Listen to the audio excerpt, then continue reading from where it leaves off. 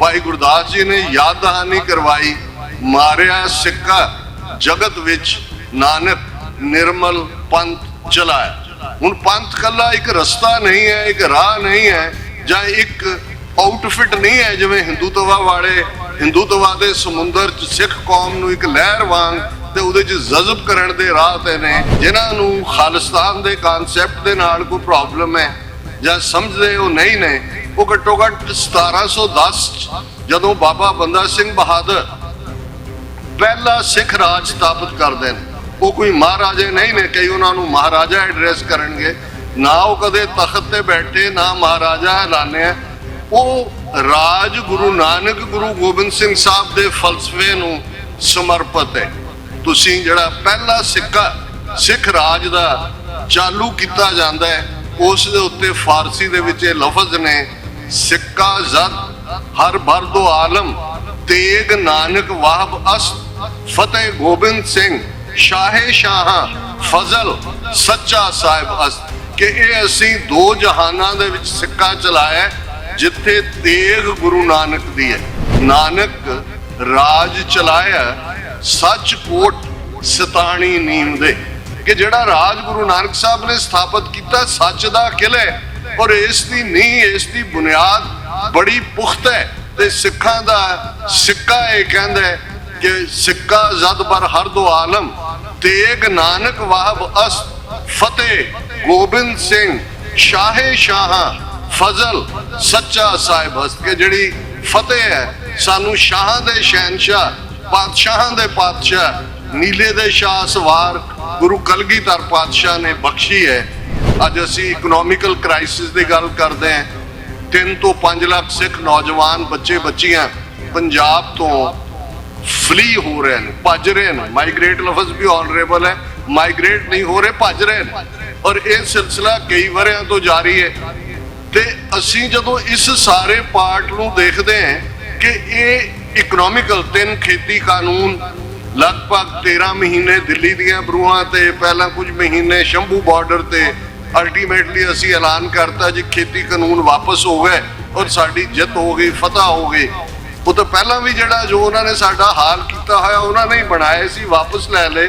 Basic change की हुई, genocide महज फिजिकल नहीं हुंदा, गल्ला किलिंग नहीं है। जदों टोटल वार दुश्मन तुहाडे ते थोपदा है, सर्वनाश दी वार जिन्हों बीज नाश दी वार कहंदे सी, वो physical historical mental social economical और तुहानू सैल्फ गिल्ट देना।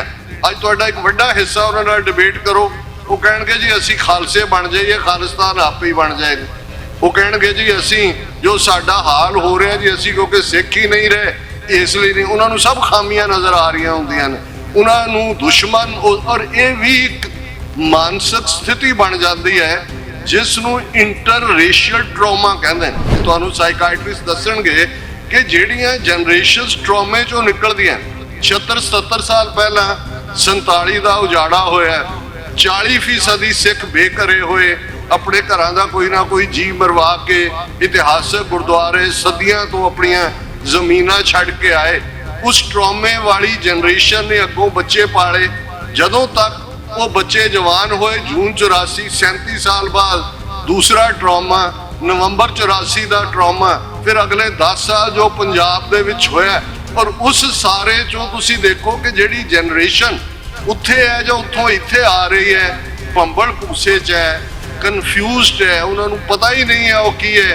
वो गैंगस्टर बन जाण, वो बिश्नोई दे बन जाण, वो गोल्डी बराड़ दे बन जाण, वो अमित शाह दे बन जाण, वो गवाचे हुए ने, क्योंकि एक तो बाद एक इस इंटर रेशियल ट्रॉमे चो निकले हैं। और लीडरशिप उन्होंने तुहाडी जां डिस्ट्रॉय कर दी है जां डिसक्रेडिटेड कर दी है। पंड जमी है पंड निमी है, पंड मंगण वियाहो, पंडो होवे दोस्ती, पंडो चले राहो, पंड बुआ पंड भाली है, पंड होए बंधान, सो क्यों बंदा आखिए, जित जम्मे राजान, पंडे ही पंड उपजै, पंडे बाज ना कोए, नानक पंडे बाहरा, एको सच्चा सोए जित मुख सदा सलाही है भागा रत्ती चार नानक ते मुख उजले तित सच्चे दरबार। वाहिगुरु जी का खालसा वाहिगुरु जी की फतेह। साहिब श्री गुरु ग्रंथ साहिब जी की हजूरी भी जुड़े बैठे सतगुरु जी का अपना आपा गुरु खालसा साध संगत जीओ, पिछले लगभग 2-2.5 घंटे तो गुरबाणी कीर्तन की छहबर का आनंद असी सारे मान रहे हैं। बीते कल काफ़ी गर्मी का दिन होने के बावजूद हज़ारां की गिणती विच सिख संगतां ने खालसा साजना दिवस की 325वीं सालाना याद दे विच नगर कीर्तन किया। सिख संगत की शरधा प्यार ये अपने आप दे विच बेमिसाल है। इस कोई शक नहीं कि जदों असी लगभग 6000 साल की इंसानी तारीख या ह्यूमन हिस्टरी देखते हैं तो बेशक साडा खिता होए मिडल ईस्ट होए ये सवाल हर उस प्राणी दे मन दे अंदर उठिया, मैं कौन है, मैं कित्थों आया, मैं कित्थे जाना है, जीवन दा मनोरथ की है। जे अड अड मजहब फलसफे स्कूल ऑफ थॉट या ग्रीक फिलोसफी या आर्यन फिलोसफी की गल करिए तो इन्हां सारियां ने असल च इस सवाल का जवाब लभण की कोशिश की। बाकी हर खिते की अपनी तहजीब अपनियां लोड़ां या अपने विकास के थले जो कुछ बनया उसनूं असी रिचुअल्स कहते हैं या रस्मो रिवाज कहते हैं या रवायत कहते हैं।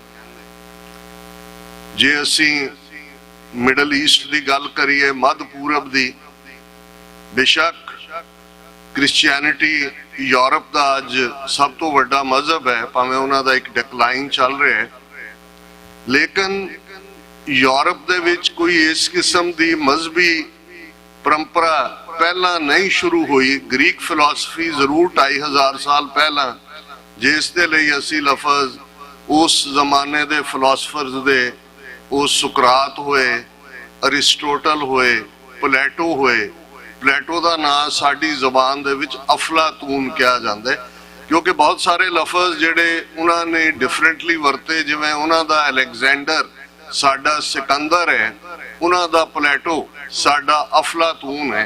ये भी लगभग 2500 साल पहला ग्रीक फिलोसफर होए जिन्हां ने एक पासे माइथोलॉजिकल गॉड्स जिहड़े असी अज भी देखते हैं और दूसरे पासे जे ईस्ट दे अंदर देखिए तो जिसनूं हिंदू मिथिहास के तौर पर असी जानते हैं, ये भी उन्हें आर्टिफिशियल मसनूई गॉड्स जिहदी ताकत देखी उस दे खौफ दे सदके उस दी वर्शिप दी परंपरा शुरू हुई। इवें इंसानी तारीख दे अंदर ये थॉट्स अगे वधे। जिहड़े मध्य पूरब दे मजहब चारों वड्डे मजहब वो ज़ोरेस्ट्रियनिज्म होए, क्रिश्चियनिटी होए, इस्लाम होए, जूडाइज्म होए, इन्हां दियां पवित्र किताबां या इन्हां दियां स्क्रिप्चर्स नूं असीं इन जनरल कतेब कहंदे। कतेब दे विच ज़ोरेब भी है, ओल्ड टेस्टामेंट भी है, बाइबल भी है ते कुराने मजीद भी है जिसनूं कुरान शरीफ कहा जाता है। इसी तरह ईस्ट के अंदर बेशक सब तो पुराना ग्रंथ ऋग्वेद लगभग 3500 साल पुराने, ते जे तुसी ऋग्वेद दे विच भी देखोगे तो असल गल देवतियां दी पूजा है, यज्ञ होम बलि ये सारे उस दियां तरकीबां ने किनू किवें खुश करना है। ये वखरी कहानी है कि जिन्हां दे हाथ अज पोलिटिकल पावर आई है 1000 साल की गुलामी तो बाद, वो उन्हां वेदां चों ट्रेन कढ़ लैन, हवाई जहाज कढ़ लैन, न्यूक्लीयर मिसाइल कढ़ लैन या चंद्रमा ते पहुंचण दा चंद्रयान कढ़ लैन। ये राज शक्ति का कमाल है, जो मर्जी उहदे चों कढ़ लैन। पर जिन्हां ने थोड़ा बहुत इस पासे वाल ध्यान दिता है, उन्हां नूं पता है कि ये जिहड़ा थॉट ऋग्वेद दे नाल ਯੱਗ ਪੂਜਾ ਬਲੀ ਹਵਨ ਔਰ ਉਹ ਸਭ ਦੇ ਸਿਰ ਦੇ ਉੱਤੇ ਬੈਠਾ ਬ੍ਰਾਹਮਣ ਜਿਹੜਾ ਰੂਲ ਮੇਕਰ ਹੈ, ਜਿਹੜਾ ਵਰਣ ਆਸ਼ਰਮ ਬਣਾਉਂਦਾ ਹੈ, ਵਰਣ ਰੰਗ ਨੂੰ ਕਹਿੰਦੇ ਨੇ। ਅਸੀਂ ਬਹੁਤ ਵਾਰ ਇਹਨਾਂ ਮੁਲਕਾਂ 'ਚ ਰੇਸਿਜ਼ਮ ਲਫ਼ਜ਼ ਤੋਂ ਜ਼ਿਆਦਾ ਜਾਣੂ ਹੈ। ਰੇਸ ਤੇ ਵਰਣ ਇੱਕੋ ਹੀ ਮਤਲਬ, ਵਰਣ ਸੰਸਕ੍ਰਿਤ ਦਾ ਲਫ਼ਜ਼ ਹੈ ਜਿਸ ਦਾ ਮਤਲਬ ਹੈ ਕਲਰ, ਰੰਗ, ਰੰਗ ਤੇ ਆਧਾਰਿਤ ਬੇਸ। ਔਰ ਇਹ ਇੱਕ ਵੱਖਰਾ ਚੈਪਟਰ ਹੈ ਕਿ ਕਿਵੇਂ ਜਿਹੜੇ ਉਹਨਾਂ ਕਾਕੇਸ਼ੀਅਨ ਮਾਊਂਟੇਨਸ ਜਿਹੜੀਆਂ ਅਫਗਾਨਿਸਤਾਨ ਨੂੰ ਕ੍ਰਾਸ ਕਰਦੇ ਆ, ਯੂਰਪ ਨਾਲ ਲੱਗਦੀਆਂ ਨੇ, ਉਹਨਾਂ ਚੋਂ ਆਏ, ਉਹਨਾਂ ਦਾ ਲੰਬਾ ਕੱਦ, ਚੌੜਾ ਮੱਥਾ, ਗੌਰ ਵਰਣ, ਗੋਰਾ ਰੰਗ, ਲੰਮਾ ਨੱਕ, ਇਹ ਜਿਹੜੇ ਕੁਲੀਨ ਵਰਗ ਇਹ ਉਹਨਾਂ ਨੇ ਖੁਦ ਡਿਫਾਈਨ ਕੀਤਾ ਹੋਇਆ ਹੈ। ਉਹਦੇ ਲਈ ਲਫ਼ਜ਼ ਉਹਨਾਂ ਨੇ ਆਰੀਆ ਇਸਤੇਮਾਲ ਕੀਤਾ ਹੈ। ਤੇ ਕੋਈ ਹੈਰਾਨੀ ਨਹੀਂ ਹੋਣੀ ਚਾਹੀਦੀ ਕਿ 1920-30 ਦੇ ਵਿੱਚ ਨਾਜ਼ੀ ਜਰਮਨੀ ਨੇ ਜਾਂ ਹਿਟਲਰ ਦੀ ਪਾਰਟੀ ਨੇ ਜਿਹੜੀ ਵਿਚਾਰਧਾਰਾ ਨੂੰ ਆਧਾਰ ਬਣਾਇਆ, ਜਿਸ ਦੇ ਬੂਥੇ ਵਿੱਚ ਫੇਰ 2 ਕਰੋੜ ਤੋਂ ਜ਼ਿਆਦਾ ਲੋਕ ਧੱਕੇ ਗਏ, ਜਿਸ ਨੂੰ ਅਸੀਂ ਸੈਕੰਡ ਵਰਲਡ ਵਾਰ ਕਹਿੰਦੇ ਹਾਂ, ਉਹਦਾ ਬੇਸ ਐਰੀਅਨ ਥਾਟ ਦਾ ਕਨਸੈਪਟ। ਐਰੀਅਨ ਕਿਉਂਕਿ ਜੇ ਤੁਸੀਂ ਆ ਦਾ ਪ੍ਰੋਨੰਸੀਏਸ਼ਨ ਦੇਖੋ ਯੂਰਪੀਅਨ ਨਹੀਂ ਕਰ ਸਕਦੇ, ਜੋ ਆਰੀਅਨ ਹੈ, ਕਿਉਂਕਿ ਇਹੀ ਆਰੀਅਨ ਵਰਣ ਆਸ਼ਰਮ, ਇਹੀ ਰੇਸ ਕਿ ਵਾਈਟ ਰੇਸ ਸੁਪੀਰੀਅਰ ਹੈ। ਜੇ ਬ੍ਰਾਹਮਣ ਦੀ ਰੇਸ ਔਰ ਵਾਈਟ ਰੇਸ ਤੁਸੀਂ ਦੇਖੋਗੇ ਤਾਂ ਸਮਝ ਆ ਜਾਏਗਾ ਕਿ ਵਰਣ ਤੇ ਰੇਸ ਕਿਵੇਂ ਇੱਕੋ ਹੀ ਅਰਥਵਾਚਕ ਨੇ, ਲਫ਼ਜ਼ 2 ਜ਼ਬਾਨਾਂ ਦੇ ਅੱਡ-ਅੱਡ ਨੇ। ਔਰ ਇਸੇ ਕਨਸੈਪਟ ਦੇ ਉੱਤੇ ਇਨਸਾਨੀਅਤ ਨੂੰ ਵੰਡਿਆ ਗਿਆ। ਉਹ ਇਨਸਾਨੀਅਤ ਦਾ ਵਖਰੇਵਾਂ ਜਿਹੜਾ 3500 ਸਾਲ ਤੋਂ ਅੱਜ ਵੀ, ਜਦੋਂ ਅੱਜ ਭਾਰਤ ਦੇ ਵਿੱਚ 2024 ਦੀਆਂ ਚੋਣਾਂ ਨੂੰ ਲੈ ਕੇ ਇੱਕ ਮਾਹੌਲ ਸਿਰਜਿਆ ਜਾ ਰਿਹਾ ਹੈ, ਇੱਕ ਵੱਡੀ ਡਿਬੇਟ ਜਿਹੜੀ ਆਪੋਜੀਸ਼ਨ ਧਿਰ ਵੱਲੋਂ ਦਿੱਤੀ ਜਾ ਰਹੀ ਹੈ ਕਿ ਇਹਨਾਂ ਨੇ ਕਨਸਟੀਟਿਊਸ਼ਨ ਬਦਲ ਦੇਣਾ। ਅਲਟੀਮੇਟਲੀ ਇਹਨਾਂ ਨੇ ਮਨੂ ਸਿਮ੍ਰਿਤੀ, ਕਿਉਂਕਿ 4 ਵੇਦ ਰਿਗ ਸ਼ਾਮ ਯਜੁਰ ਅਥਰਵ ਤੋਂ ਬਾਅਦ ਜਿਹੜਾ ਲਾਅ ਹੈ ਕਿਸੇ ਵੀ ਸੁਸਾਇਟੀ ਨੂੰ ਜਿਹੜਾ ਗਵਰਨ ਕਰਦਾ ਹੈ, ਜੇ ਕੁਰਾਨ ਸ਼ਰੀਫ ਦਾ ਇੱਕ ਹਿੱਸਾ ਸਪਿਰਿਚੁਅਲਿਟੀ, ਅੱਲਾਹ ਤਾਲਾ ਜਾਂ ਇੱਕ ਰੱਬ ਦੇ ਨਾਲ ਜਾਂ ਜਿਸ ਨੂੰ ਵਹਾਦਤ ਦਾ ਕਨਸੈਪਟ ਕਿਹਾ ਜਾਂਦਾ ਹੈ, ਉਸ ਦੀ ਗੱਲ ਕਰਦਾ ਹੈ। ਪਰ ਦੂਸਰਾ ਹਿੱਸਾ ਉਸ ਦਾ ਜਿਹੜੀ ਉਹਨਾਂ ਦਾ ਜਿਹੜੇ ਉਸ ਮਜ਼ਹਬ ਦਾ ਹਿੱਸਾ ਬਣੇ, ਮੁਸਲਮਾਨ ਹੋਏ, ਉਹਨਾਂ ਨੂੰ ਗਵਰਨ ਕਰਨ ਲਈ ਸ਼ਰੀਅਤ ਜਾਂ ਜਿਹਨੂੰ ਸ਼ਰਅ ਲਾਅ ਕਹਿੰਦੇ ਨੇ, ਉਹ ਗਵਰਨ ਕਰਦਾ ਹੈ। ਔਰ ਉਹੀ ਉਹਨਾਂ ਦੀ ਸੁਸਾਇਟੀ ਦਾ ਮੁੱਖ ਧਾਰ ਹੈ। ਉਹਦੀ ਇੰਟਰਪ੍ਰੀਟੇਸ਼ਨ ਉਹ ਹਦੀਸਾਂ ਤੇ ਆਧਾਰਿਤ ਹੋਏ। ਉਹ ਡਿਫਰੈਂਟ ਸਕੂਲ ਆਫ ਥਾਟ, ਵਹਾਬੀ ਤੋਂ ਲੈ ਕੇ ਸੂਫੀ ਇਸਲਾਮ ਤੱਕ ਅਸੀਂ ਅੱਡ-ਅੱਡ ਉਹਦੇ ਰੂਪ ਦੇਖੀਏ, ਪਰ ਅਸਲੀ ਗੱਲ ਸ਼ਰੀਅਤ ਦੇ ਨਾਲ ਉਹਨਾਂ ਦੀ ਸੁਸਾਇਟੀ ਗਵਰਨ ਹੁੰਦੀ ਹੈ, ਜਿਹੜੀ ਅੱਜ ਵੀ 57 ਇਸਲਾਮਿਕ ਮੁਲਕਾਂ ਦੇ ਵਿੱਚ ਲਗਭਗ 1.5 ਬਿਲੀਅਨ ਲੋਕ ਜਿੱਥੇ ਵਸਦੇ ਨੇ, ਅਸੀਂ ਉਸ ਸ਼ਰਅ ਨੂੰ ਜਾਂ ਸ਼ਰੀਅਤ ਨੂੰ ਦੇਖਦੇ। ਇਸੇ ਤਰ੍ਹਾਂ ਹਿੰਦੂ ਥਾਟ ਜਾਂ ਹਿੰਦੂ ਮਜ਼ਹਬ ਜਾਂ ਬ੍ਰਾਹਮਣਿਜ਼ਮ ਜਾਂ ਅੱਜ ਜਿਹਨੂੰ ਹਿੰਦੂਤਵਾ ਦਾ ਨਾਂ ਦਿੱਤਾ ਗਿਆ, ਇਸ ਨੂੰ ਵਰਣ ਆਸ਼ਰਮ ਗਵਰਨ ਕਰਦੇ। ਔਰ ਇਹਦਾ ਆਧਾਰ ਮਨੂ ਸਿਮ੍ਰਿਤੀ ਹੈ, ਮਨੂ ਦੇ ਕਾਨੂੰਨ ਨੇ। ਸਿਮ੍ਰਿਤੀਆਂ ਬਹੁਤ ਨੇ, ਅਸੀਂ ਵੇਦ ਸ਼ਾਸਤਰ ਦਰਸ਼ਨ ਸਿਮ੍ਰਿਤੀਆਂ ਦਾ ਜ਼ਿਕਰ ਕਰਦੇ ਹਾਂ, ਪਰ ਕਿਉਂਕਿ ਅੱਜ ਜਿਹੜਾ ਦਿਨ ਪੱਛਮ ਦੇ ਵਿੱਚ ਖਾਸ ਤੌਰ ਤੇ ਬੜੇ ਧੂਮਧਾਮ ਨਾਲ ਮਨਾਇਆ ਜਾਂਦਾ ਹੈ ਜਾਂ ਯਾਦ ਕੀਤਾ ਜਾਂਦਾ ਹੈ, ਅਸੀਂ ਵੀ ਇਸ ਸੁਸਾਇਟੀ ਦਾ ਹਿੱਸਾ ਹੈ। ਅੱਜ ਬਹੁਤ ਸਾਰੇ ਆਪਣੇ ਬੱਚੇ ਬੱਚੀਆਂ ਆਪਣੀਆਂ ਮਾਤਾਵਾਂ ਨੂੰ ਡਿਨਰ ਲਈ ਲੈ ਕੇ ਜਾਣਗੇ ਜਾਂ ਜਿਸ ਨੂੰ ਮਦਰਸ ਡੇ ਦਾ ਨਾਂ ਦਿੱਤਾ ਗਿਆ। ਤੇ ਦੀਵਾਨ 'ਚ ਬੈਠਿਆਂ ਹੀ ਮੇਰੇ ਮਨ 'ਚ ਖਿਆਲ ਆਇਆ ਕਿ ਜਿੱਥੇ ਅਸੀਂ ਸਿਆਸੀ ਗੁਫ਼ਤਗੂ ਜਾਂ ਅੱਜ ਦੇ ਚੈਲੰਜਸ ਦੀ ਗੱਲ ਕਰਾਂਗੇ, ਉਹ ਅਸੀਂ ਕਰਦੇ ਵੀ ਹਾਂ, ਉੱਥੇ ਇਸ ਗੱਲ ਨੂੰ ਵੀ ਸਮਝੀਏ ਕਿ ਜਿਹੜਾ ਸਿੱਖ ਫਲਸਫਾ ਜਿਹੜਾ ਗੁਰੂ ਨਾਨਕ ਸਾਹਿਬ ਦੇ ਪ੍ਰਕਾਸ਼ਮਾਨ ਹੋਣ ਦੇ ਨਾਲ ਉਸ ਧਰਤੀ ਦੇ ਉੱਤੇ ਉਤਰਦਾ ਹੈ, ਉਸ ਤੋਂ ਪਹਿਲਾਂ ਵਿਜ਼ਡਮ ਦੇ ਗ੍ਰੰਥ ਵੇਦ ਤੇ ਕਤੇਬ ਰਿਗ ਸ਼ਾਮ ਯਜੁਰ, ਜਿਸ ਦੇ ਵਿੱਚ ਬ੍ਰਾਹਮਣਿਜ਼ਮ, ਬੁੱਧ ਧਰਮ, ਜੈਨ ਧਰਮ ਇਹ ਆਲਰੇਡੀ ਐਗਜ਼ਿਸਟ ਕਰਦੇ ਸੀ। ਔਰ ਇਧਰ ਜਿਹਨੂੰ ਬੁੱਲੇ ਸ਼ਾਹ ਨੇ ਕਿਹਾ ਭਾਵੇਂ ਫੋਲ ਕਿਤਾਬਾਂ ਚਾਰੇ, ਇਹ ਚਾਰੋਂ ਹੀ ਜਿਹੜੇ ਜ਼ੋਰੈਸਟਰੀਅਨਿਜ਼ਮ, ਕ੍ਰਿਸਚੀਅਨਿਟੀ, ਇਸਲਾਮ ਔਰ ਜੂਡਾਇਜ਼ਮ ਇਹ ਐਗਜ਼ਿਸਟ ਕਰਦੇ ਸੀ। ਹੁਣ ਅਸੀਂ ਸਿੱਖ ਹੋਣ ਦੇ ਨਾਤੇ ਜਦੋਂ ਭਾਈ ਗੁਰਦਾਸ ਜੀ ਗੁਰਮਤ ਗਾਡੀ ਰਾਹ ਚਲਾਇਆ, ਅਸੀਂ ਇਸ ਫਰਮਾਨ ਨੂੰ ਦੇਖਦੇ ਹਾਂ ਤੇ ਫਿਰ ਸਾਨੂੰ ਫਖਰ ਹੋਣਾ ਚਾਹੀਦਾ ਹੈ। ਕੱਲ ਪੈਰੇਡ ਤੋਂ ਬਾਅਦ ਵੀਰ ਤਨਵੀਰ ਸਿੰਘ ਉਹਨਾਂ ਦੇ ਗ੍ਰਹਿ ਬਹੁਤ ਸਾਰੇ ਵੀਰ ਇਕੱਠੇ ਹੋਏ, ਲੰਬੀ ਵਿਚਾਰ ਚੱਲੀ। ਨੌਜਵਾਨ ਜਿਹੜੇ ਯੂਨੀਵਰਸਿਟੀਆਂ 'ਚ ਨੇ, ਚੈਲੰਜਸ ਨੂੰ ਦੇਖਦੇ ਨੇ, ਕੀ ਹੋ ਰਿਹਾ ਹੈ, ਉਹਨਾਂ ਦੇ ਅੰਦਰ ਇੱਕ ਫਿਕਰ ਹੈ ਕਿ ਅੱਜ ਸਾਡੀ ਯੰਗਰ ਜਨਰੇਸ਼ਨ ਇੱਕ ਵੱਡਾ ਹਿੱਸਾ ਉਹ ਕਿਵੇਂ ਉਹਨਾਂ ਨੂੰ ਸਿਟਿੰਗ ਡਕ ਸਮਝ ਕੇ ਦੂਸਰੇ ਮਜ਼ਹਬਾਂ ਵਾਲੇ ਨਿਸ਼ਾਨੇ ਤੇ ਲੈ ਰਹੇ ਨੇ, ਕਿਵੇਂ ਉਹ ਕਨਫਿਊਜ਼ਡ ਔਰ ਭੰਬਲ ਭੂਸੇ ਦੇ ਵਿੱਚ ਇੱਕ ਪਾਸੇ ਧਰਮ ਪਰਿਵਰਤਨ ਦੀ ਲਾਈਨ ਹੈ, ਇੱਕ ਪਾਸੇ ਸੈਲਫ ਹੀਟਿੰਗ ਵੀ ਹੈ। ਇਹ ਸੈਲਫ ਹੀਟਿੰਗ ਦਾ ਫਿਨੋਮੇਨਾ ਵੀ ਜਦੋਂ ਅਸੀਂ ਦੇਖਦੇ ਹਾਂ ਤੇ ਬਹੁਤ ਵਾਰ ਜਿਹੜੇ ਸਾਈਕੋਲੋਜੀ ਜਾਂ ਸਾਈਕਾਇਟਰੀ ਦੇ ਸਬਜੈਕਟ ਨੂੰ ਸਮਝਦੇ ਨੇ, ਔਰ ਮੈਨੂੰ ਬੜਾ ਚੰਗਾ ਲੱਗਾ ਕਿ ਬੇਟੀ ਦੀਪ ਕੌਰ ਨੇ ਜਿਹੜਾ ਸਿੱਖ ਫੈਮਿਲੀ ਹੱਬ ਦੇ ਥੱਲੇ, ਜਿਸ ਦੀ ਅੱਜ ਉਹ ਥੱਲੇ ਜਿਹੜੀ ਹੈ ਉਹ ਡੈਮੋਨਸਟ੍ਰੇਸ਼ਨ ਵੀ ਦੇ ਰਹੇ ਨੇ, ਇਹ ਗੱਲ ਕੀਤੀ। ਇਹ ਚੈਲੰਜਸ ਨੇ ਸਾਡੀ ਸੁਸਾਇਟੀ, ਔਰ ਬਹੁਤ ਵਾਰ ਸਾਡੇ ਕੋਲ ਬੜਾ ਜ਼ੋਰਦਾਰ ਪਲੇਟਫਾਰਮ ਹੈ ਗੁਰਦੁਆਰਿਆਂ ਦਾ, ਬਹੁਤ ਸਾਰੀਆਂ ਥਾਵਾਂ ਤੇ ਬਹੁਤ ਚੰਗੇ ਕੰਮ ਹੁੰਦੇ ਨੇ, ਗੁਰਦੁਆਰਾ ਪ੍ਰਬੰਧਕ ਕਮੇਟੀਆਂ, ਬਹੁਤ ਸਾਰਾ ਟਾਈਮ ਕੰਜ਼ਿਊਮ ਹੁੰਦਾ ਹੈ ਜਿਹੜੇ ਇਸ ਦਾ ਹਿੱਸਾ ਬਣਦੇ ਨੇ, ਪਰ ਬਹੁਤ ਸਾਰਾ ਕੁਝ ਐਸਾ ਹੈ ਜਿਹੜਾ ਇਹਨਾਂ ਪਲੇਟਫਾਰਮਸ ਤੋਂ ਸਾਡਾ ਡਿਸਕਸ ਕਰਨਾ ਬਣਦਾ ਹੈ।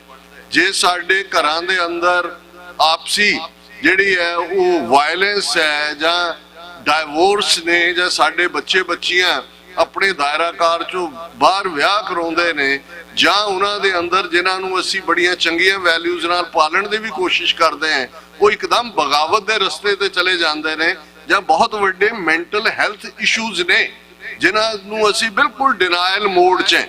ਔਰ ਇਹ ਇੱਕ ਬੜਾ ਜ਼ਰੂਰੀ ਪਾਰਟ ਹੈ ਜਿੱਥੇ ਗੁਰਬਾਣੀ, ਕੀਰਤਨ, ਕਥਾ, ਲੈਕਚਰ, ਉਹਨਾਂ ਦੀ ਅਹਿਮੀਅਤ ਹੈ, ਬਹੁਤ ਵੱਡੀ ਅਹਿਮੀਅਤ ਹੈ, ਸਾਡੀ ਢਾਡੀ ਵਾਰਾਂ, ਬਹਾਦਰੀ ਦੀਆਂ ਗਾਥਾਵਾਂ, ਪਰ ਉੱਥੇ ਜਿਹੜੀਆਂ ਪ੍ਰੋਬਲਮਸ ਅਸੀਂ ਡੇ ਟੂ ਡੇ ਲਾਈਫ ਦੇ ਵਿੱਚ ਸਾਡੇ ਬੱਚੇ ਬੱਚੀਆਂ ਸਕੂਲਾਂ ਕਾਲਜਾਂ 'ਚ ਔਰ ਹਰ ਪਰਿਵਾਰ ਦੀ ਕਹਾਣੀ ਹੈ, ਅਸੀਂ ਲੁਕਾਉਣ ਦੀ ਕੋਸ਼ਿਸ਼ ਕਰਦੇ ਹਾਂ। ਅਸੀਂ ਲੋਕ ਕੀ ਕਹਿਣਗੇ ਕਈ ਵਾਰ ਚੁੱਪ ਕਰ ਜਾਂਦੇ ਹਾਂ, ਕਈ ਵਾਰ ਸ਼ਹਿਰ ਬਦਲ ਲੈਂਦੇ ਹਾਂ, ਪਰ ਇਹ ਜ਼ਰੂਰੀ ਹੈ ਕਿ ਅਸੀਂ ਆਪਣੇ ਬੱਚੇ ਬੱਚੀਆਂ ਨੂੰ ਇਹ ਪ੍ਰਾਈਡ ਦਈਏ। ਔਰ ਮੈਂ ਅਕਸਰ ਸਾਡੇ ਦੀਵਾਨ 'ਚ ਭਾਈ ਸਾਹਿਬ ਬੈਠੇ ਨੇ ਜਿਨ੍ਹਾਂ ਦਾ ਸ਼ਿਵਚਰਨ ਸਿੰਘ ਘੁਮਾਣ ਸ਼ਿਕਾਗੋ ਤੋਂ ਨੇ, ਔਰ ਅਕਸਰ 1990 ਤੋਂ ਜਦੋਂ ਸ਼ਿਕਾਗੋ ਜਾਣਾ ਹੋਇਆ ਤੇ ਇਹਨਾਂ ਦੇ ਭਰਾਤਾ ਸਰਦਾਰ ਜਗਦੀਸ਼ਰ ਸਿੰਘ ਘੁਮਾਣ ਗੁਰਦੁਆਰਾ ਸਾਹਿਬ ਪੈਲੇਟਾਈਨ ਦੇ ਮੁੱਖ ਸੇਵਾਦਾਰ ਸਨ। ਇਹਨਾਂ ਦੇ ਪਰਿਵਾਰ ਨਾਲ ਆਲਮੋਸਟ ਜਿਹੜਾ 30-35 ਸਾਲਾਂ ਦਾ ਸਬੰਧ ਹੈ, ਔਰ ਸ਼ਿਕਾਗੋ ਦੀ ਸਟੇਜਿਸ ਦੇ ਉੱਤੇ ਵੀ ਅਸੀਂ ਜਨਰਲੀ ਜਦੋਂ ਕੋਈ ਪੋਲੀਟੀਕਲ ਡਿਬੇਟ, ਔਰ 1996 ਚ ਇੱਕ ਬੜੀ ਦਿਲਚਸਪ ਡਿਬੇਟ ਕੁਲਦੀਪ ਨਈਅਰ ਜਿਹੜਾ ਹਾਈ ਕਮਿਸ਼ਨਰ ਭਾਰਤ ਦਾ ਰਿਹਾ ਸੀ ਯੂਕੇ ਦੇ ਵਿੱਚ, ਉਹਨਾਂ ਜ਼ਮਾਨਿਆਂ 'ਚ ਦੇਵ ਗੌੜਾ ਪ੍ਰਾਈਮ ਮਿਨਿਸਟਰ ਸੀ ਦਿੱਲੀ, ਔਰ ਇਹਨਾਂ ਦਾ ਇੱਕ ਵਫਦ ਕਿਰਨ ਬੇਦੀ ਔਰ ਸੁਨੀਲ ਦੱਤ ਔਰ ਕੁਲਦੀਪ ਨਈਅਰ ਇਹ ਸ਼ਿਕਾਗੋ ਆਏ ਹੋਏ ਸੀ ਕਿ ਇਹਨਾਂ ਨੂੰ ਅਮਰੀਕਾ ਦਾ ਐਮਬੈਸਡਰ ਕੁਲਦੀਪ ਨਈਅਰ ਨੂੰ ਲਾਇਆ ਜਾਣਾ ਸੀ, ਔਰ ਸਿੱਖਾਂ ਨੂੰ ਪ੍ਰਮਾਣ ਦੇ ਨਾਂ ਥੱਲੇ ਆਨੰਦਪੁਰ ਦੇ ਮਤੇ ਦਾ ਸੌਦਾ ਵੇਚਣਾ ਉਹਨੇ ਚਾਹਿਆ। ਔਰ ਕੁਦਰਤੀ ਯੂਥ ਕੈਂਪ ਸੀ ਜਿਹਦੇ 'ਚ ਮੈਂ ਗਿਆ ਹੋਇਆ ਸੀ, ਮੈਂ ਤਾਂ ਦੀਵਾਨ ਦੇ ਵਿੱਚ ਆਇਆ ਔਰ ਆ ਕੇ ਘੁਮਾਣ ਸਾਹਿਬ ਨੇ ਮੈਨੂੰ ਪੁੱਛਿਆ ਕਿ ਵੀ ਤੁਸੀਂ ਵੀ ਬੋਲੋਗੇ, ਔਰ ਮੈਂ ਦੇਖ ਰਿਹਾ ਸੀ ਵੀ ਇਹ ਜਿਹੜਾ ਫਰੇਬ ਜਾਲ ਉਣ ਰਿਹਾ ਜਿਹੜਾ ਇਹਨਾਂ ਦਾ ਤੌਰ ਤਰੀਕਾ ਹੈ, ਤੇ ਉਹ ਜਿਹੜਾ ਇੱਕ ਲਾਈਵਲੀ ਜਿਹੜਾ ਹੈ ਉਹ ਇੱਕ ਸੰਵਾਦ ਜਾਂ ਗੋਸ਼ਟੀ ਜਾਂ ਡਿਬੇਟ ਹੋਈ, ਉਹ ਉਸ ਜ਼ਮਾਨੇ 'ਚ ਹਜ਼ਾਰਾਂ ਦੀ ਗਿਣਤੀ 'ਚ ਉਹਦੀਆਂ ਆਡੀਓ ਕੈਸੇਟਸ ਅਰਾਊਂਡ ਗਈਆਂ। ਅੱਜ ਵੀ ਤੁਸੀਂ ਇੰਟਰਨੈਟ ਤੇ ਦੇਖ ਸਕਦੇ ਹੋ, 20-25 ਮਿੰਟ ਦੀ ਪ੍ਰੈਜੈਂਟੇਸ਼ਨ ਸੀ ਕਿ ਵੀ ਤੁਹਾਡਾ ਜਿਹੜਾ ਥਾਟ ਹੈ ਜਾਂ ਤੁਹਾਡੀ ਵਿਚਾਰਧਾਰਾ ਹੈ ਜਾਂ ਤੁਸੀਂ ਜਿਸ ਅੰਦਾਜ਼ ਦੇ ਵਿੱਚ ਆਪਣੇ ਬ੍ਰਾਹਮਣਵਾਦ ਨੂੰ ਅੱਜ ਤੁਸੀਂ ਪੰਜਾਬੀਅਤ, ਪੰਜਾਬੀ ਭਰਾ, ਪੰਜਾਬੀ ਜ਼ਬਾਨ ਕਰ ਰਹੇ ਹੋ, ਪਰ ਤੁਹਾਡੇ ਅੰਦਰ ਮਨੂ ਛੁਪਿਆ ਹੋਇਆ, ਤੁਹਾਡੇ ਅੰਦਰ ਉਹ ਬ੍ਰਾਹਮਣਵਾਦ ਵੜਿਆ ਹੋਇਆ। ਤੁਸੀਂ ਉਸ ਭਰਮ ਜਾਲ ਦੇ ਥੱਲੇ 47 ਦੇ ਵਿੱਚ ਸਾਡੀ ਲੀਡਰਸ਼ਿਪ ਨੂੰ ਉੱਲੂ ਬਣਾਇਆ, ਤੇ ਅੱਜ ਤੁਸੀਂ ਜ਼ੁਲਮ ਦਾ ਸਹਾਰਾ ਲੈ ਕੇ ਉਸ ਆਵਾਜ਼ ਨੂੰ ਬੰਦ ਕਰਨਾ ਚਾਹੁੰਦੇ ਹੋ।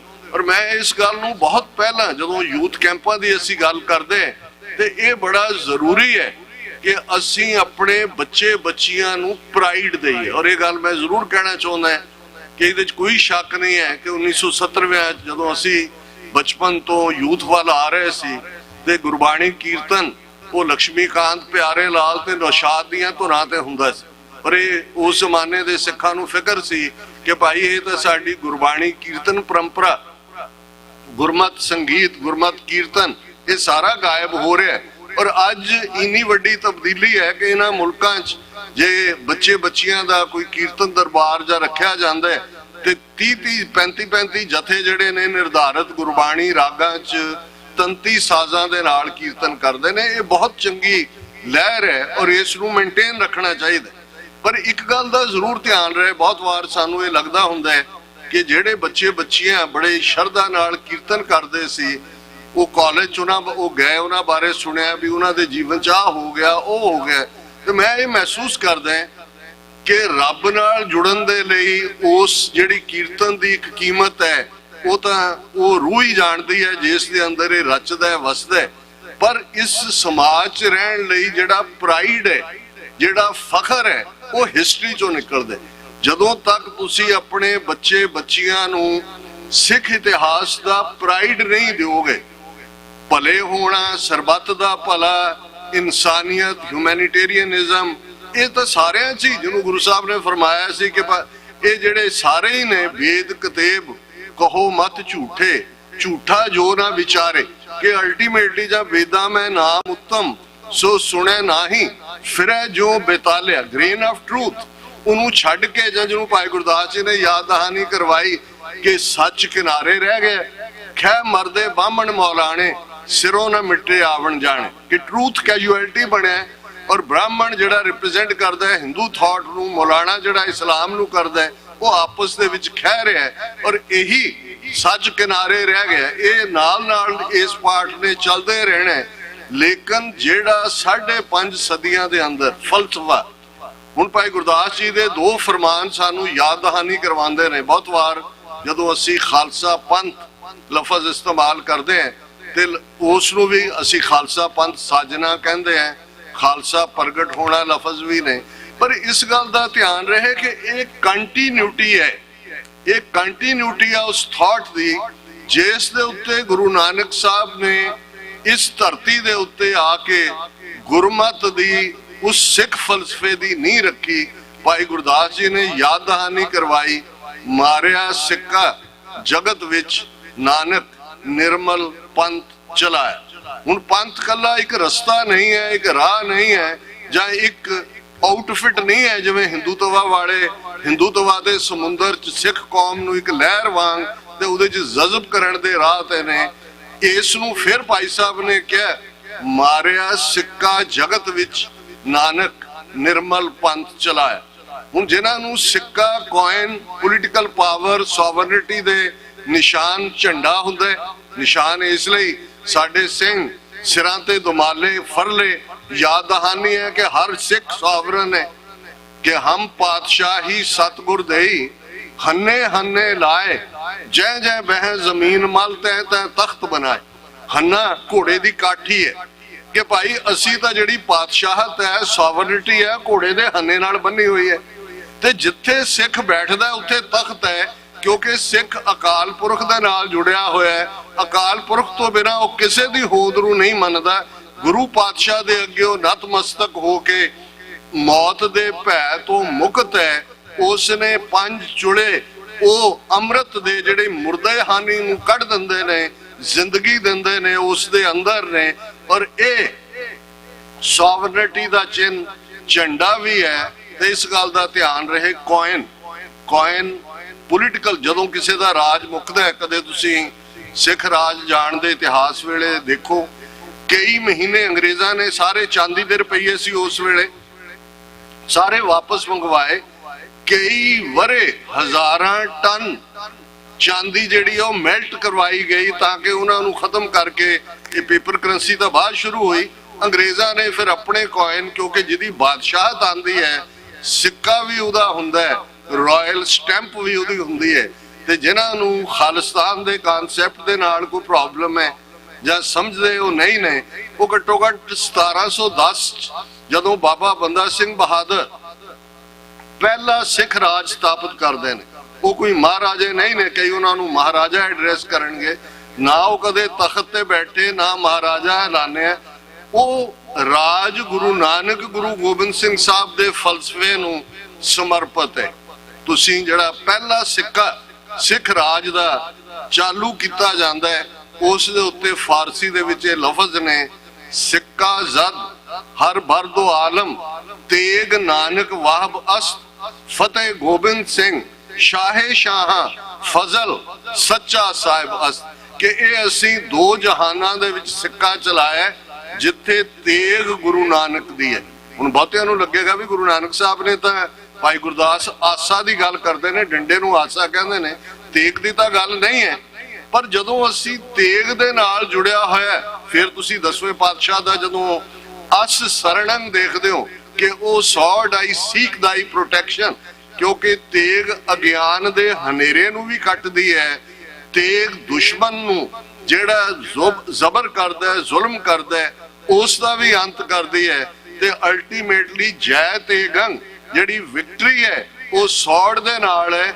ਇਸ ਲਈ ਅਸੀਂ ਸੌੜ ਨੂੰ ਸ੍ਰੀ ਸਾਹਿਬ ਕਹਿੰਦੇ ਹਾਂ, ਕਿਉਂਕਿ ਇਹ ਰਿਫਲੈਕਸ਼ਨ ਹੈ।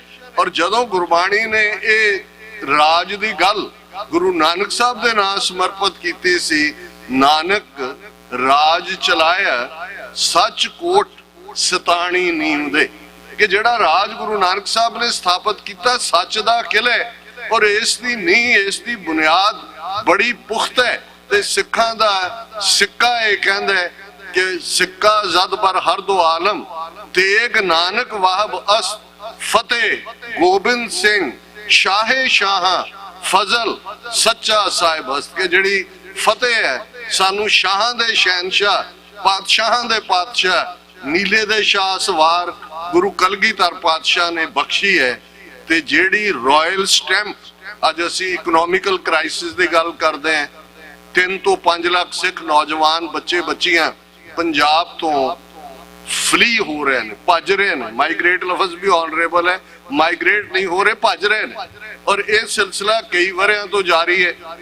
ਤੇ ਅਸੀਂ ਜਦੋਂ ਇਸ ਸਾਰੇ ਪਾਰਟ ਨੂੰ ਦੇਖਦੇ ਹਾਂ ਕਿ ਇਹ ਇਕਨੋਮਿਕਲ 3 ਖੇਤੀ ਕਾਨੂੰਨ, ਲਗਭਗ 13 ਮਹੀਨੇ ਦਿੱਲੀ ਦੀਆਂ ਬਰੂਹਾਂ ਤੇ, ਪਹਿਲਾਂ ਕੁਝ ਮਹੀਨੇ ਸ਼ੰਭੂ ਬਾਰਡਰ ਤੇ, ਅਲਟੀਮੇਟਲੀ ਅਸੀਂ ਐਲਾਨ ਕਰਤਾ ਜੀ ਖੇਤੀ ਕਾਨੂੰਨ ਵਾਪਸ ਹੋ ਗਏ ਔਰ ਸਾਡੀ ਜਿੱਤ ਹੋ ਗਈ, ਫਤਹ ਹੋ ਗਈ।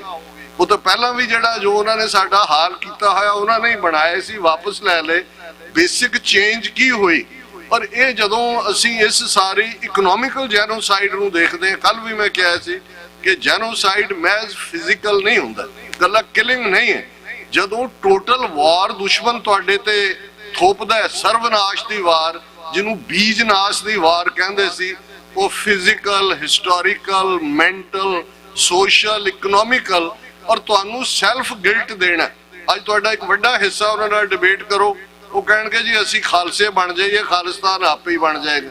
ਉਹ ਕਹਿਣਗੇ ਜੀ ਅਸੀਂ ਜੋ ਸਾਡਾ ਹਾਲ ਹੋ ਰਿਹਾ ਜੀ, ਅਸੀਂ ਕਿਉਂਕਿ ਸਿੱਖ ਹੀ ਨਹੀਂ ਰਹੇ ਇਸ ਲਈ ਨਹੀਂ। ਉਹਨਾਂ ਨੂੰ ਸਭ ਖਾਮੀਆਂ ਨਜ਼ਰ ਆ ਰਹੀਆਂ ਹੁੰਦੀਆਂ ਨੇ, ਉਹਨਾਂ ਨੂੰ ਦੁਸ਼ਮਣ। ਔਰ ਇਹ ਵੀ ਇੱਕ ਮਾਨਸਿਕ ਸਥਿਤੀ ਬਣ ਜਾਂਦੀ ਹੈ ਜਿਸ ਨੂੰ ਇੰਟਰ ਰੇਸ਼ੀਅਲ ਟਰਾਮਾ ਕਹਿੰਦੇ ਨੇ। ਇਹ ਤੁਹਾਨੂੰ ਸਾਈਕਾਇਟਰਿਸਟ ਦੱਸਣਗੇ ਕਿ ਜਿਹੜੀਆਂ ਜਨਰੇਸ਼ਨਸ ਟਰਾਮੇ ਚੋਂ ਨਿਕਲਦੀਆਂ, 76-77 ਸਾਲ ਪਹਿਲਾਂ 47 ਦਾ ਉਜਾੜਾ ਹੋਇਆ, 40% ਸਿੱਖ ਬੇਘਰੇ ਹੋਏ, ਆਪਣੇ ਘਰਾਂ ਦਾ ਕੋਈ ਨਾ ਕੋਈ ਜੀ ਮਰਵਾ ਕੇ ਇਤਿਹਾਸਕ ਗੁਰਦੁਆਰੇ ਸਦੀਆਂ ਤੋਂ ਆਪਣੀਆਂ ਜ਼ਮੀਨਾਂ ਛੱਡ ਕੇ ਆਏ। ਉਸ ਟਰਾਮੇ ਵਾਲੀ ਜਨਰੇਸ਼ਨ ਨੇ ਅੱਗੋਂ ਬੱਚੇ ਪਾਲੇ, ਜਦੋਂ ਤੱਕ ਉਹ ਬੱਚੇ ਜਵਾਨ ਹੋਏ। ਜੂਨ 84, 37 ਸਾਲ ਬਾਅਦ ਦੂਸਰਾ ਟਰਾਮਾ, ਨਵੰਬਰ 84 ਦਾ ਟਰਾਮਾ, ਫਿਰ ਅਗਲੇ 10 ਸਾਲ ਜੋ ਪੰਜਾਬ ਦੇ ਵਿੱਚ ਹੋਇਆ। ਔਰ ਉਸ ਸਾਰੇ ਚੋਂ ਤੁਸੀਂ ਦੇਖੋ ਕਿ ਜਿਹੜੀ ਜਨਰੇਸ਼ਨ ਉੱਥੇ ਹੈ ਜਾਂ ਉੱਥੋਂ ਇੱਥੇ ਆ ਰਹੀ ਹੈ, ਭੰਬਲ ਭੂਸੇ 'ਚ ਹੈ, ਕਨਫਿਊਜ਼ਡ ਹੈ, ਉਹਨਾਂ ਨੂੰ ਪਤਾ ਹੀ ਨਹੀਂ ਹੈ ਉਹ ਕੀ ਹੈ। ਉਹ ਗੈਂਗਸਟਰ ਬਣ ਜਾਣ, ਉਹ ਬਿਸ਼ਨੋਈ ਦੇ ਬਣ ਜਾਣ, ਉਹ ਗੋਲਡੀ ਬਰਾੜ ਦੇ ਬਣ ਜਾਣ, ਉਹ ਅਮਿਤ ਸ਼ਾਹ ਦੇ ਬਣ ਜਾਣ, ਉਹ ਗਵਾਚੇ ਹੋਏ ਨੇ। ਕਿਉਂਕਿ ਇੱਕ ਤੋਂ ਬਾਅਦ ਇੱਕ ਇਸ ਇੰਟਰ ਰੇਸ਼ੀਅਲ ਟਰਾਮੇ ਚੋਂ ਨਿਕਲਿਆ, ਔਰ ਲੀਡਰਸ਼ਿਪ ਉਹਨਾਂ ਨੇ ਤੁਹਾਡੀ ਜਾਂ ਡਿਸਟਰੋਏ ਕਰ ਦਿੱਤੀ ਹੈ ਜਾਂ ਡਿਸਕ੍ਰੈਡਿਟਡ ਕਰ ਦਿੱਤੀ ਹੈ। ਔਰ ਇਸ ਸਾਰੇ ਨੂੰ ਜਦੋਂ ਅਸੀਂ ਸਮਝਣਾ ਹੋਏ ਤੇ ਰਾਜ ਸ਼ਕਤੀ ਦਾ ਕ੍ਰਿਸ਼ਮਾ ਦੇਖਣਾ ਹੋਏ, ਅੱਜ ਸਾਡੇ ਖਿੱਤੇ 'ਚ ਲਫ਼ਜ਼ ਅਸੀਂ ਜੱਟ ਜ਼ਿਮੀਦਾਰ ਅਕਸਰ ਇਸਤੇਮਾਲ ਕਰਦੇ, ਇਹ 1710 ਤੋਂ ਪਹਿਲਾਂ ਨਹੀਂ ਸੀ।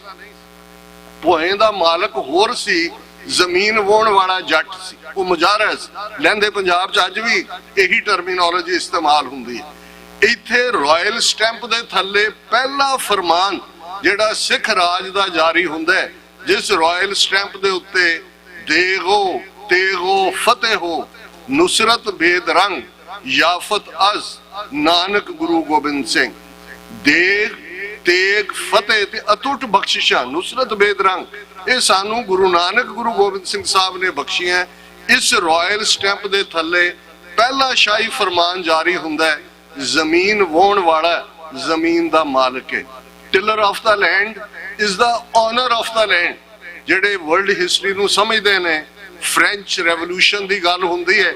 फ्रेंच रेवोल्यूशन तो 70-80 साल पहला ह्यूमन हिस्टरी ਦੇ ਅੰਦਰ पहला ये इनकलाबी कदम जिसने ਜ਼ਮੀਨ ਵਾਹੁਣ ਵਾਲਿਆਂ ਨੂੰ ਰਾਤੋਂ ਰਾਤ ਜ਼ਿਮੀਂਦਾਰ ਬਣਾ ਦਿੱਤਾ ਹੈ, ਇਹ ਪੋਲੀਟੀਕਲ ਕ੍ਰਿਸ਼ਮਾ ਤੇ ਇਹ ਗੁਰੂ ਨਾਨਕ ਗੁਰੂ ਗੋਬਿੰਦ ਸਿੰਘ ਸਾਹਿਬ ਦਾ ਫਲਸਫਾ, ਜਿਸ ਨੂੰ ਜਦੋਂ ਅਸੀਂ ਸੋਸ਼ਲ ਜਸਟਿਸ ਕਹੀਏ, ਪੋਲੀਟੀਕਲ ਵੰਗਾਰ ਕਹੀਏ, ਆਰਥਿਕ ਖੁਸ਼ਹਾਲੀ ਕਹੀਏ, ਜੇ ਆਰਥਿਕ ਖੁਸ਼ਹਾਲੀ ਦਾ ਆਧਾਰ ਹੈ ਘਾਲ ਖਾਏ ਕਿਛ ਹੱਥੋਂ ਦੇ ਨਾਨਕ ਰਾਹ ਪਛਾਣੇ ਸੇ।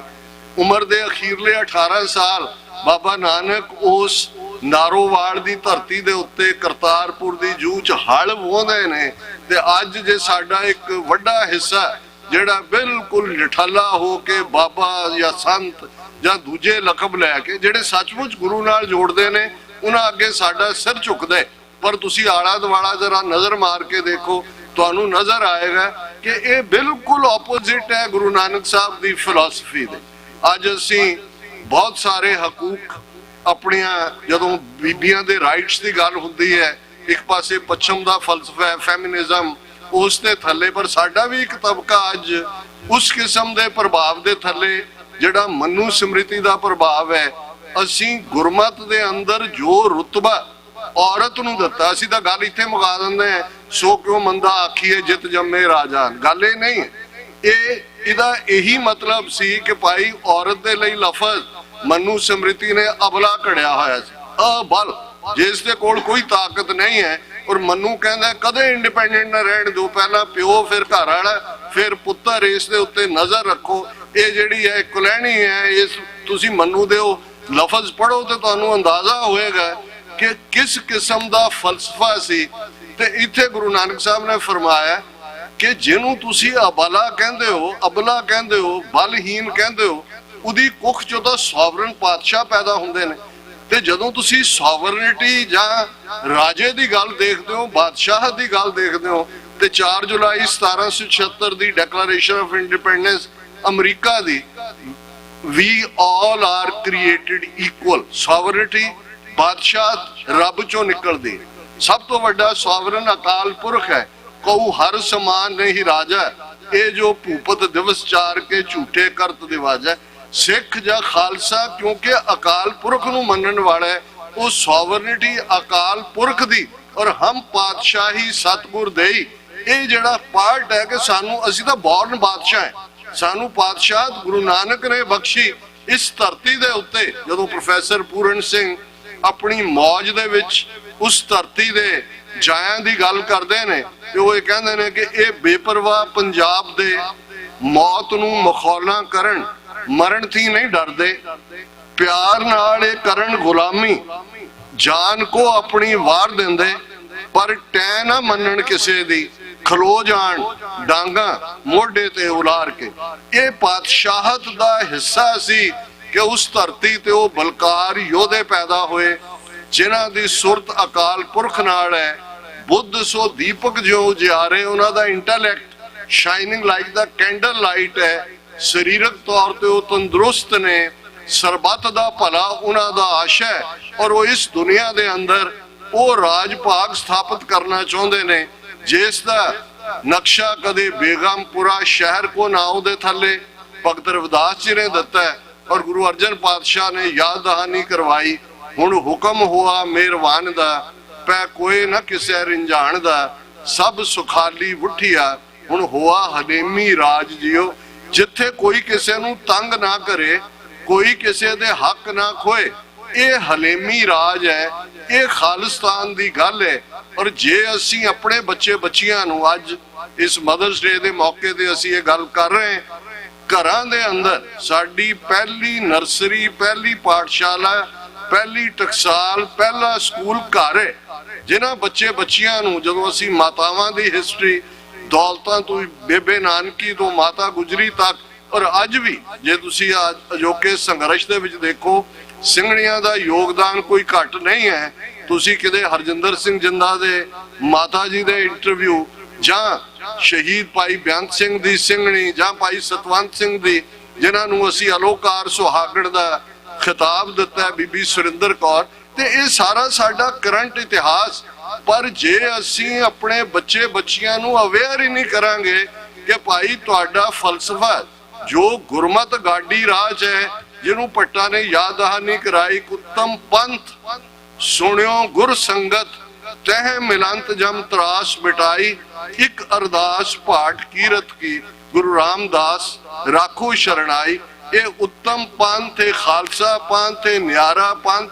ਇਹਦੇ ਬਾਵਜੂਦ ਕਿ ਇਹਨਾਂ 3.25 ਸਦੀਆਂ ਦੇ ਅੰਦਰ ਮੁਗਲ, ਅਫਗਾਨ, ਬ੍ਰਿਟਿਸ਼ ਕਲੋਨੀਅਲ ਔਰ ਅੱਜ ਦੇ ਹਿੰਦੂ ਤਵੀ ਇਹਨਾਂ ਨੇ ਜਿਹੜਾ ਉਹ ਨਾਮੋ ਨਿਸ਼ਾਨ ਸਰਵਨਾਸ਼ ਦੀ ਜੰਗ ਵਿੱਢੀ, ਲੇਕਿਨ ਖਾਲਸਾ ਅੱਜ ਵੀ 35 ਮਿਲੀਅਨ ਸਿੱਖ ਨੇਸ਼ਨ ਡਿਟਰਮਿਨਡ ਹੈ ਆਪਣੀ ਹੋਣੀ ਸਿਰਜਣ ਦੇ ਲਈ।